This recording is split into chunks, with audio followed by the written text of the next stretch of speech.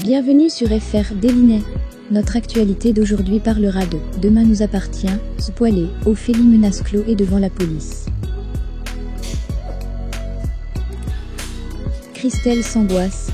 Elle n'a aucune nouvelle de son mari Sylvain, mais aussi d'Anthony et de Charlie depuis 24 heures. Elle se rend au commissariat pour signaler leur disparition. Mais Sarah qui la reçoit lui explique qu'il est difficile de faire quelque chose, car on a affaire à 3 adultes, et que leur disparition remonte à moins de 24 heures. Christelle veut voir un supérieur et refuse de partir.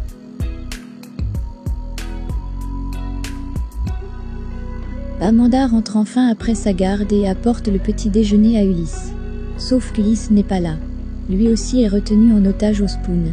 Elle tente de l'appeler en vain, il est sur répondeur, elle lui laisse un message. Au Spoon, tout le monde se réveille peu à peu. Un peu sonné, ils réalisent qu'ils ont été drogués mais aussi déplacés. Même Anthony feint de ne pas comprendre alors qu'il est le complice de la preneuse d'otages. Mais ça, personne ne le sait, on se réveille aussi dans la pièce d'à côté, car les otages sont toujours séparés en 2 groupes. Au Little Spoon, Mathilde regrette presque d'être rentrée à 7. Elle se demande si elle n'aurait pas dû rester en Grèce avec son Aurélien, son frère et son père. Il faut dire que là-bas, elle faisait du bateau tous les jours et la nourriture était trop bonne. Bar et Louis se moquent un peu, puis finissent par lui proposer de bosser avec eux. Bar ironise et lui propose, pour qu'elle ne soit pas dépaysée, un thème greco-japonais. Mathilde sent que Bar et Louis se foutent d'elle, et les envoie se faire voir chez les Grecs. Retour au Spoon, dans la 2e salle, où se trouvent notamment Chloé, Alex, Camille et Tristan. Tout le monde a la gueule de bois. Soudain Ophélie demande à Chloé et Camille de la suivre. Alex s'interpose, il n'aurait pas dû. Ophélie menace alors Chloé de son arme, et le prévient qu'elle va la buter s'il ne se rassoit pas. Les filles sont emmenées à la cave dans laquelle se trouvent pelle et pioche. Elle leur demande de creuser. Toujours seule, Mathilde se rend à la paillote, envoie des messages à des amis les invitant à la rejoindre. Mais rien n'y fait. Personne ne vient, elle s'allonge en plein soleil, et s'endort sur un transat. Une autre personne s'inquiète de l'absence de Chloé et de Camille, c'est Xavier. Il sait qu'elles se sont rendues au Spoon tous les deux. Martin et Karim ne tardent pas à faire le rapprochement, car dans le même temps Amanda vient aussi signaler la disparition d'Ulysse.